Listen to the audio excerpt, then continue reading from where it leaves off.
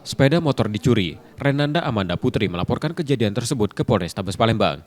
Warga Jalan Sila Beranti Jakabaring ini kehilangan motor miliknya saat diparkir di halaman salah satu tempat karaoke di Jalan Raja Wali Ilir Timur 2. Saat itu korban datang bersama temannya dan memarkirkan motor dalam keadaan terkunci stang. Namun usai bernyanyi di dalam, ia terkejut mendapati motornya sudah tidak ada di tempat. Diduga pelaku melakukan aksinya saat korban tengah berkaraoke. Ciri-ciri terduga pelaku disebut rekam kamera pengawas di lokasi kejadian.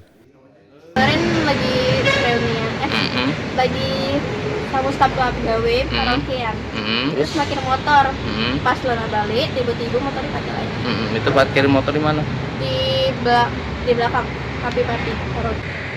Katanya KTP tempat. KTA. Udah, mereka juga udah lepas tangan sih. Mereka juga lepas. Ada yang nyingok tak? Bawa di motor kita balik sih. Pasti ada. Kata yang nyingok Korban pun berharap pelaku segera ditangkap dan diproses pihak berwajib. Yudi Kiswanto, Kompas TV, Palembang, Sumatera Selatan.